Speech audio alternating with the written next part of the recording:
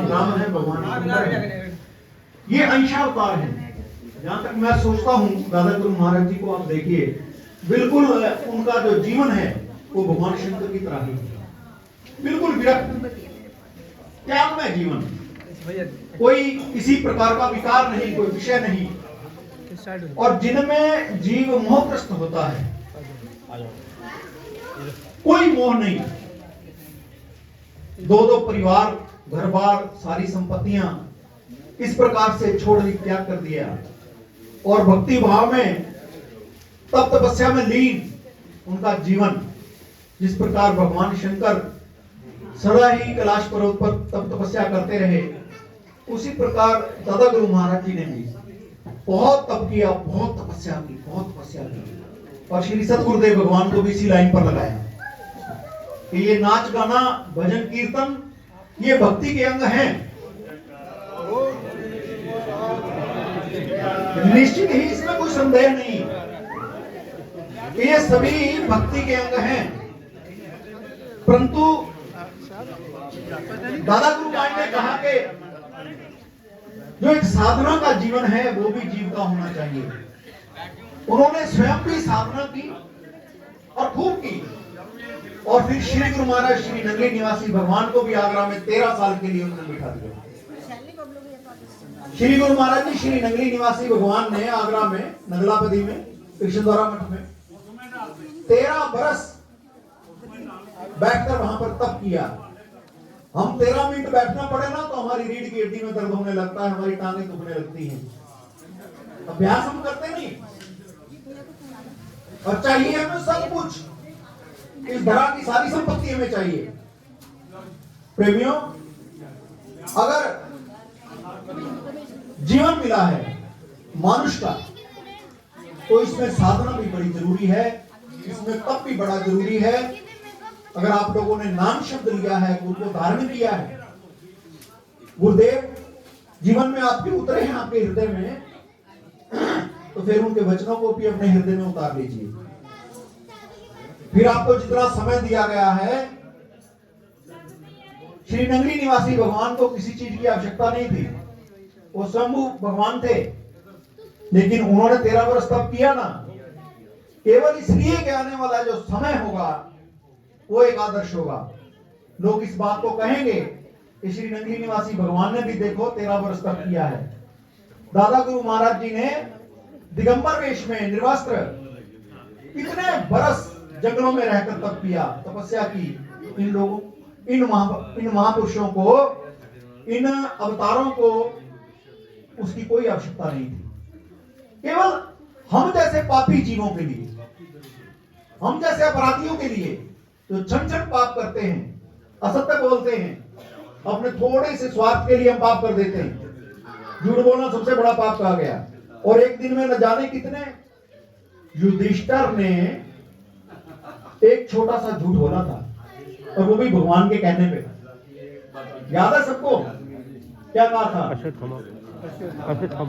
हाँ, भगवान ने केवल एक बात कही थी कि आपने एक लाइन कहनी है कि अश्वत्थामा मारा गया, लेकिन उसके बाद हुआ क्या?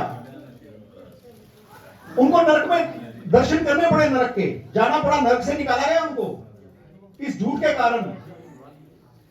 तो किसी ने पूछा भगवान से कि ये नई बात बता रहा हूं आपको, भगवान से किसी ने पूछा कि भाई आपके कहने पे तो उसने झूठ बोला था, फिर भी उसको नरक क्यों दिखा दिया गया?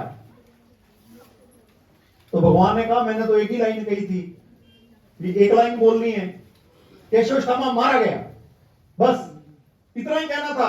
अगले जो 3 शब्द है वो तो उसने स्वयं कहे। जो उससे आगे वाले शब्द थे, वाह नरो वाह कुंजरो, वो नर था, आदमी था या हाथी था, कुंजर कहते हैं हाथी को, वाह नरो वाह कुंजरो, तो वो नर था या हाथी था। ये जो 4 शब्द थे ये उसके अपने थे जो उसको नरक में ले गए। केवल 4 शब्द उसने अपनी तरफ से लगाए और वो उसको नरक के दर्शन करवा दिए सबको। और हम लोग कभी गिनती करना सुबह से शाम तक कितने झूठ बोले आज। लेकिन जिस दरबार में बैठे हैं ये बड़ा बड़ा दयालुता का दरबार है।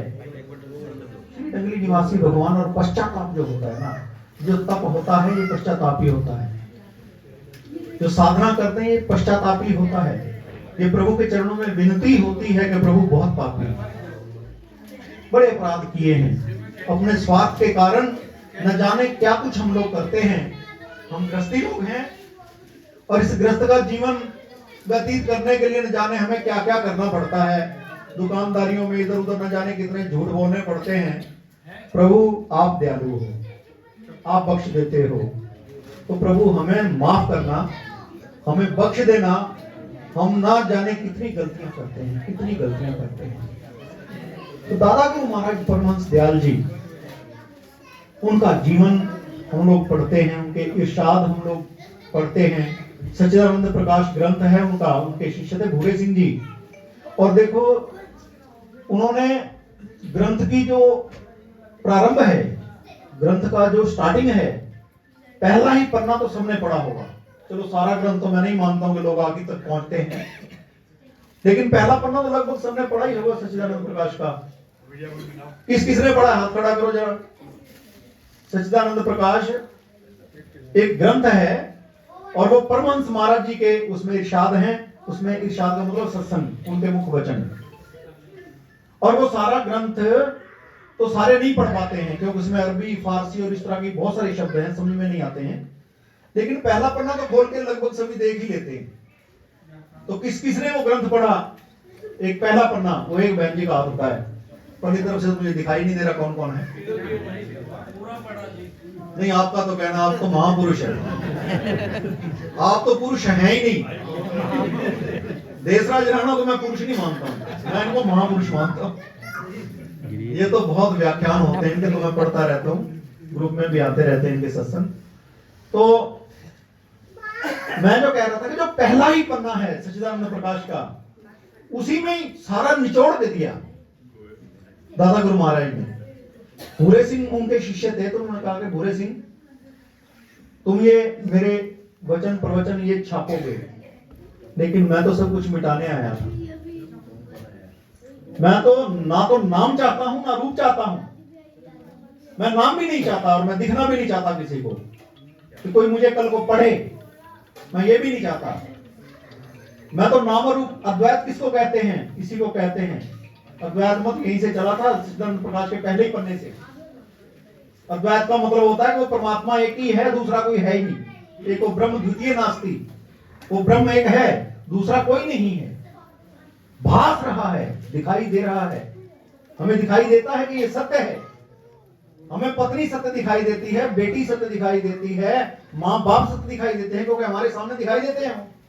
उनके माध्यम से हम लोग आते हैं इस संसार में, तो हमें सच लगता है ये सारा कुछ।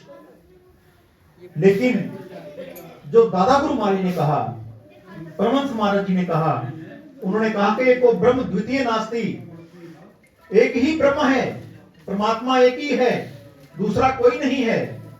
मीरा राजकुमारी थी, राजघराने की थी, और वो वृंदावन की गलियों में खाप छानती थी, घर बार छोड़ के चली गई। और वहां उसको पता लगा कि कोई महापुरुष हैं। उनके दर्शन करने जब गई तो सेवादारों ने रोक दिया कि वो किसी स्त्री का मुख नहीं देखते, वो किसी स्त्री से मिलते नहीं हैं। तो मीरा ने मुड़ते मुड़ते एक बात कही कि मैंने तो सुना था कि कृष्ण ही पुरुष है, बाकी सब आत्माएं हैं, सखियां हैं। ये दूसरा पुरुष कौन पैदा हो गया?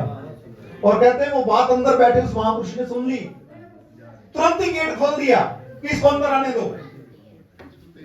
और मीरा अंदर गई, और वो जो महापुरुष थे, बहुत बड़े महापुरुष थे, उनका नाम था, और एकदम से मीरा के पांव में उन्होंने दंडवत कर दी। मीरा के पांव छू लिए कि आज तूने मेरी आंखें खोल दी, जो पुरुष तो एक ही है, बाकी तो सब आत्माएं, परमात्मा तो एक ही, बाकी तो सब आत्माएं हैं। हम लोग आत्माएं हैं, लेकिन अपने अपने अहंकार के कारण अपने को हम पुरुष समझे बैठे। वो परमात्मा, वो सदगुरु तो एक ही है, हमारे छोटे छोटे अहंकार हैं। एक बूंद, छोटी सी बूंद, एक छोटी सी बूंद मन में विचार करती है कि मैं समुद्र हो जाऊं। परमहंस महाराज जी के प्रवचन है ये कि मैं समुद्र हो जाऊं, मैं सागर हो जाऊं, और चिंतित है। एक महापुरुष वहां से निकले, उन्होंने कहा, अरे बूंद बड़ी चिंतित दिखाई देती हो, क्या हुआ? बोले महाराज समुद्र होना चाहती हूं, समझ में नहीं आता समुद्र कैसे हो जाऊं, मैं तो बूंद हूं छोटी सी। तो महापुरुष हंसे, उन्होंने कहा ये तो बहुत छोटी बात है, ये तो एक सेकंड की बात है, समुद्र हो सकती है, लेकिन थोड़ा प्रयास, थोड़ी सी हिम्मत करनी होगी। महाराज बताओ कि बस जाकर समुद्र में छलांग लगा दे, तू भी समुद्र हो जाएगी, तेरा रूप भी समुद्र का हो जाएगा, और लोग तुझे भी समुद्र कहेंगे। वो बहुत खुश हुई वो बूंद, और दौड़ी समुद्र की तरफ, जैसे आप लोग चंडीगढ़ से दौड़कर यहां आए हैं, ये समुद्र है, हम बूंदे हैं, आप लोग दौड़कर आए हैं। अब वो दौड़ी समुद्र के किनारे, और जब छलांग लगाने लगी तो छलांग लगाते लगाते रुक गई।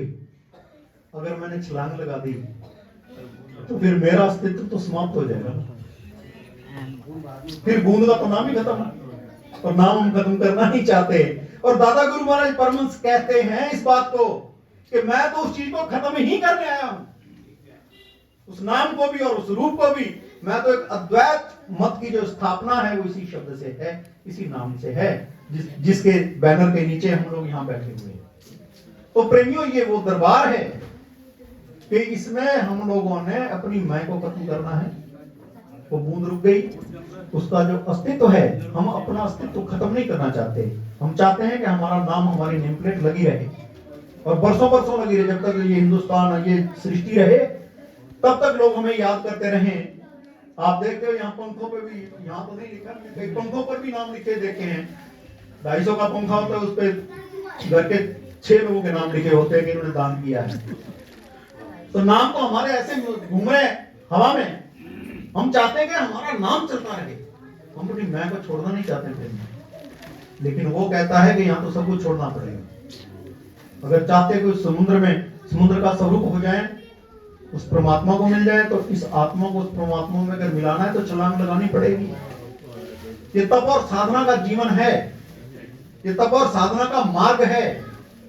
और इस तप और साधना के मार्ग में यहाँ बहुत सारे ऐसे आप लोग बहुत साधक हैं, कुछ साधक ऐसे भी होंगे जो खूब साधना करते हैं, और एक समय वो आ जाता है, वो बूंद वाला, वो छलांग लगाने वाला, वो समय आ जाता है साधना में भी। तब में भी एक वो समय आता है कि जब जीव को बस एक छलांग ही लगानी होती है, कुछ सेकंडों की कहानी होती है, लेकिन फटाक से आंखें खुल जाती हैं, फटाक से, तो कहीं ये मेरा सब पीछे वाला ना छूट जाए, वो फिर पिछला याद आ जाता है, सब कुछ, ये संसार याद आने लगता है, परिवार याद आने लगता है, और फिर वो छलांग नहीं लगा पाता, वो फिर अपने ही अस्तित्व में लौट आता है। तो इसलिए प्रेमियों, जिस स्थान पर आए हो, ये स्थान बड़ा पावन है, बड़ा पाक है, बड़ा पवित्र है, और यहाँ तो केवल नमन कर लेने से जन्म जन्मांतरों के पाप धुल जाते हैं। और प्रेमियों, जिस प्रकार से एक छोटी सी चिंगारी होती ना, और घास फूस का कितना बड़ा ढेर होता है, एक चिंगारी उसमें डाल दें तो पूरे उस ढेर को भस्म कर देती है। उसी प्रकार से श्री सतगुरुदेव भगवान के नाम की जो चिंगारी है, ये अगर हमारे लग जाए तो हमारे भी जन्म जन्मांतरों के जितने पाप हैं वो सब भस्म हो जाते हैं। आप ऐसे स्थान पर बैठे हैं, ये बड़ा पावन स्थान है। यहाँ आप लोग 10 मिनट आंखें बंद करके बैठे, मन को कितनी शांति मिलती है। तो प्रेमियों, बस आज के इस प्रसंग में मैंने इतना ही कहना है, और इतना कहकर ही वाणी को विराम देता हूँ, और आप लोगों से इजाजत भी लेता हूँ। तो बड़े प्यार से जयकारा लगा दीजिए। बोलिए जयकारा, बोल मेरे श्री गुरु महाराज की जय। चंडीगढ़ निवासी, दिल्ली निवासी जितने भी लोग यहाँ पर आए हैं, मैं कहता हूँ मेरे श्री सतगुरुदेव भगवान दादा गुरु महाराज जी सबकी झोलियां खुशियों से भरें। सबके लिए शुभकामनाएं हैं कि आपके घर आंगन सदा खुशियों से महकते रहें, सब खुशियां आपके घर आंगन में नाचती रहें, कूदती रहें, आनंद आपका बना रहे, आपकी प्रेम, आपकी भक्ति गुरु चरणों में बनी रहे। तो प्रेमियों, इन्हीं शब्दों के साथ आपकी भक्ति भावना को प्रणाम करते हुए वाणी को विराम। बोलिए जयकारा, बोल मेरे श्री गुरु महाराज की जय। सच्चे दरबार की श्री नगली निवासी भगवान की जय। आइए भूलचंद यादव जी क्या करना है? जिनके लंगर में सेवा है बांट दो। जिन लोगों की सेवा लंगर में गुरु चरणों ਦੇ ਵਿੱਚ ਮੱਥਾ ਜਦੋਂ ਟੇਕਿਆ